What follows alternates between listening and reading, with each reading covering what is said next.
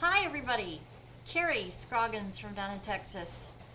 Video number 3 today. We are revisiting our video series on becoming an entrepreneur. And are you at a point in your life when you are ready to become an entrepreneur, to be a small business owner, which is a fantastic career, fantastic way to live your life. Today I want to talk to you about a really, really important part of being an entrepreneur and owning a business, and what will fast become your biggest asset. And it is the one thing that my incredible father told me when I decided to jump ship and become an entrepreneur and leave the world of employment to the world of self-employment. The one thing he said to me when we were having a conversation is, Carrie, employees, they're your greatest asset and your greatest headache. And they always will be. And it's never going to change. And he was so right. So right. On every level. Having employees is so important to every small business owner. Okay? Small business owners are the backbone of this country, and we employ more in this segment than any other segment of commerce. The small business owner, the small town bakery, hairdresser, attorney, insurance agent. We employ more people, our segment, than any other segment in commerce. That's a big deal. And that's how this country was founded. We are the backbone of this country, the small business owner. It is a wonderful profession, and you should be really proud if you're making the decision to do that. What I want to get across to you today in making your decision to become an entrepreneur is your employees. Right now, I don't have any employees. I lost my longtime employee, due to COVID. She was not able to go remote, and so since then I just have not truthfully found anybody that can replace her, that meets the criteria that I want and demand for my businesses. And so at this stage it's just me, but that will change. I've always had employees up to 2 years ago.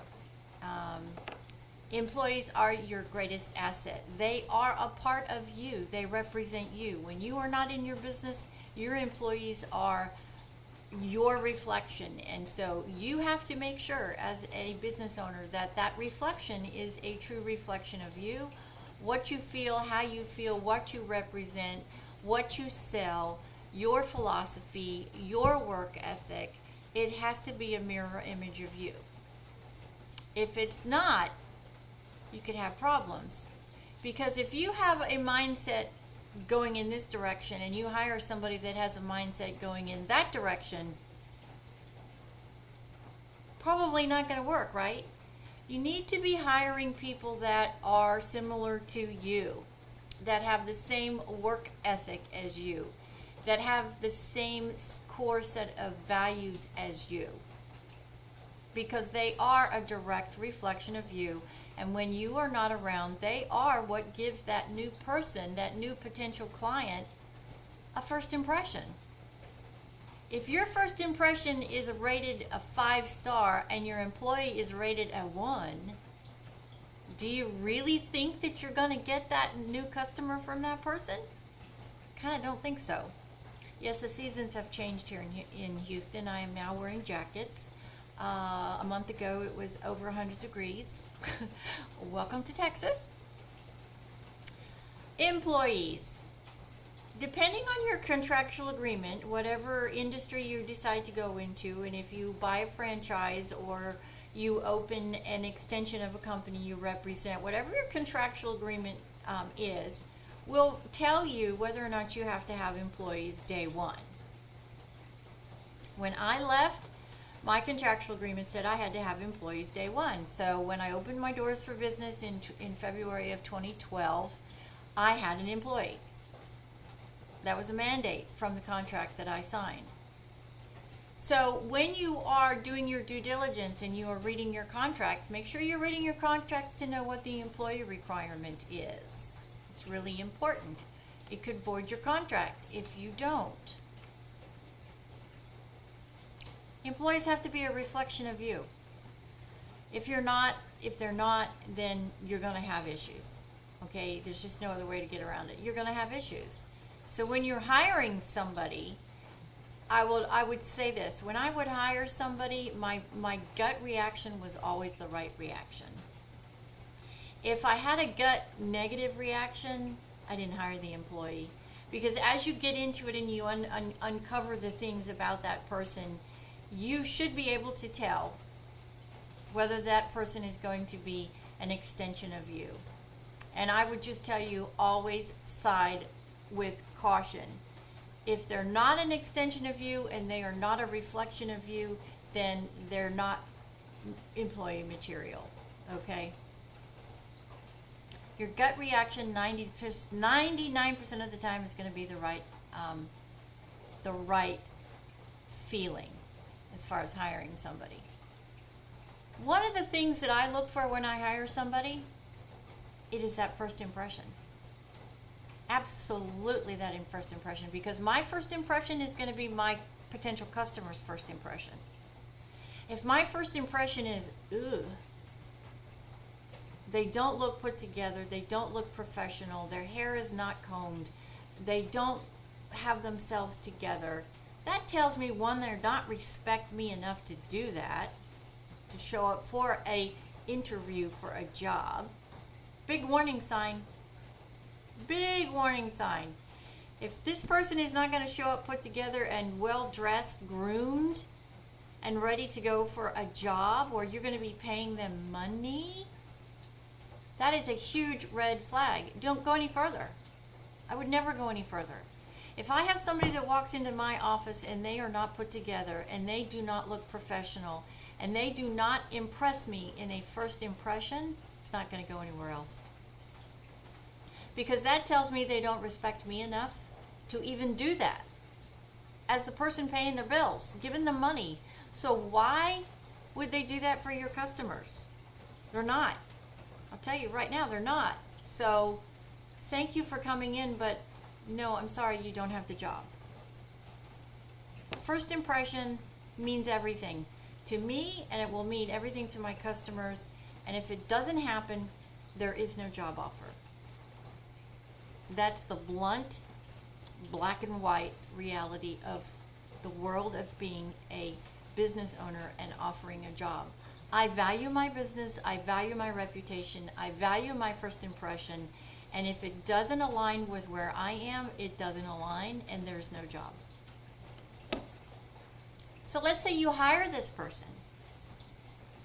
You have to be very specific with your employees about what their benefits are, what you expect, what their work schedule is, what your cell phone policy is, what your days off are, what benefits you're going to offer, what you're not going to offer. That all has to be covered in your first interview. So the potential employees knows what the expectations are. If those expectations are not what that individual is willing to accept, there's no job. I'm not going to compromise my business to fit an employee. An employee has to fit into my business. If they're not willing to fit into my business and adhere to the guidelines and what's in my employee manual, then there is no job. Because if you don't stick to this, you're going to be hiring and firing and hiring and firing, and that is an expensive waste of your time. Just is. There are lots of tests that are out there that you can give somebody to take that's going to talk about their personality and their work ethic and all those type of things, which you will find if you are a good interviewer. If you know the right questions to ask, you're going to find all that out. Spending hundreds of dollars on those type of tests, in my opinion, is just a waste of time. I trust my instincts enough to know when I do an interview whether or not the person I'm interviewing is going to be a potential fit with me, my business, and potential other employees. I always ask the question. I always ask this question. Have you ever worked in an environment that was toxic? And if the answer is yes, then I want to know what made that environment toxic.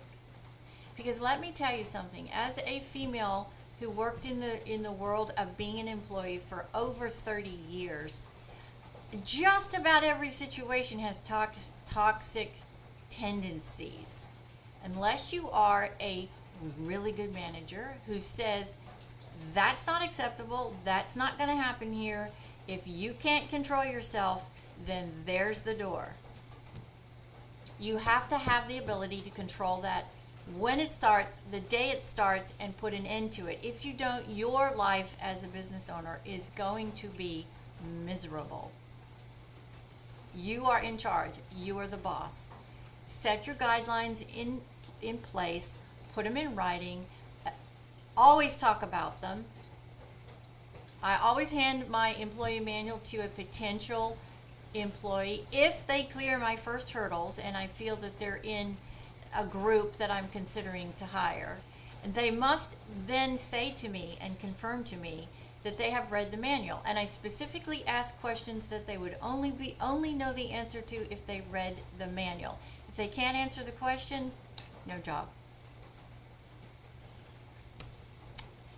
Employees are your greatest asset. Treat them that way. Pay them a fair wage.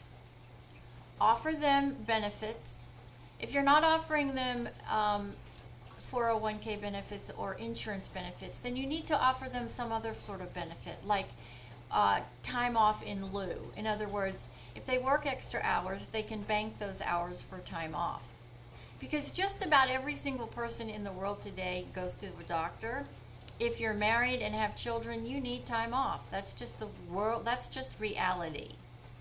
So are you going to drive yourself crazy and track down to every minute? Or are you going to give an employee an opportunity to earn time off because they work extra hours? Now, you have to be very, very careful about what your state allows as far as overtime and how you can do that. So that is part of your due diligence when you are considering opening a company, to know exactly what your employee stipulations are in your state. You have to know this. You have to do your homework. If you don't, you're going to have trouble down the line.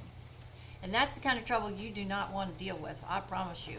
Employee-related issues are absolute headache. So do it right, understand what's required, understand what's acceptable and what is not acceptable before you open your doors and before you hire your first employee. When you hire your first employee, treat them right. Treat them right. Pay them a good wage, offer them benefits, offer them extracurricular things. Take care of your employees. They are your greatest asset because they are an extension of you. They're like your children. Really, they are. And that's how you should treat them. If you're not willing to do that, then you don't want to hire people. Because if you don't treat them like that, you're not going to have employees that are invested in your company, which means your company is not going to grow, which means you're probably not going to be successful. Employees are your greatest asset, period. They will also be your greatest headache, period. Unless you have very specific things set out in your employee manual and you discuss what the expectations are ahead of time. One of the things that is really a pain right now, or a thorn in business owners' sides, are cell phones. Our younger generation is joined at the hip to their cell phone. Okay, they grew up in a time where their cell phone is everything. Their lifeline is their cell phone. And I understand that. And I am willing as an employee to allow somebody to have, this is an example, they are allowed to have their cell phone on their desk but it must be off at all times. And it can only be used if they see that there is a message that is urgent. They cannot use their cell phone during office hours for any reason except answering emergency calls. If I find my employee is on their cell phone, I don't care if it's the first day they've been hired, and they don't follow this, they're going to get written up the first day. 2 times. I'm only going to allow it 2 times. If I find it the 3rd time, that's grounds for termination, and that is written in my employee manual. I am not going to pay an employee a good, solid wage for them to play on their cell phone all day. It's part of being a grown-up. And if they're not willing to do that, then they're not going to work for me, because I'm not going to throw that kind of money away. They also, another really important part of your business and your employees is having tracking systems on your computers. I have always had a tracking system that tracks every single keystroke on the computer. That will tell me if my employees are out at websites that they should not be at, that have nothing to do with my business. I allow my employees 3 breaks a day, 1 in the morning, lunch, and 1 in the afternoon, to give my employees time to check their messages, to answer important emails that may come in. They need that, but they also need a break to get up away from their desk and walk around. If you are locked at your desk for 4 hours at a time, you are eventually not going to be a productive employee. So you need to give your employees breaks. Morning break, lunch break, and afternoon break. That then eliminates the temptation for them to be constantly trying to look at their phone. This is a no break. This is a no, what am I trying to say here? I am not willing to bend on this rule at all. It stays on your desk. The phone is off. You can check it during your break. If you see it as an emergency situation with school or something like that, or your spouse, and you feel that it could be an emergency, by all means. But if I find out that this is being violated, you will have 2 opportunities to correct it. The 3rd time you'll be fired. And that's in my employee manual. And that is an expectation that is discussed before I hire somebody. Because if they're not willing to meet that expectation, they don't belong in my business. It's just that simple. You're either going to be an adult or you're not. And you're going to be accountable for your actions or you're not. There's no gray, black or white, yes or no. Treat your employees like they are your most important asset, because they are. They always will be, and if you don't treat them accordingly, you won't keep a good employee. My employees, the average time with me is 2.5 years, because I treat my employees right. I'm a human being, they're a human being. Things happen. Kids get sick, husbands get sick, mom and dads get sick. You got to go to the doctor. I mean, if you're not willing to treat your employees as human beings, then you shouldn't be in business as a business owner. It's just that simple. It takes patience and it takes respect. I have worked in the worst environment for the worst boss. And I made a vow to myself when I was in that environment that if I ever became my own boss and I owned my own business, I would never treat my employees the way that I was treated. And I never have, and I never will. Employees are your most important asset. Do your due diligence. Know what your state requires before you open your doors. And develop and write your employee manual. When you are interviewing somebody, if they are progressing in the interview process and you think they are a potential employee, then you provide them a copy of your employee manual. You let them read it in your office, and then you ask them questions about that manual that they would only know if they read it, and then they have to sign it. And if they're not willing to do that, then they're not an employee. Black and white, no gray. I will treat my employees like I treat my children, because I respect them enough to do that. But it is a mutual relationship, and if I'm not getting it in return, they're not going to be in my business very long. I value my business and I value my reputation too much to compromise on any one of those things. And as a business owner and entrepreneur, that has to be the way you think of it, or else it will cost you money and it will give you one headache after another if you don't. Do your due diligence, know what your state requires, know what you can and you cannot ask, and have it ready to go the day that you start interviewing. And you will find that person.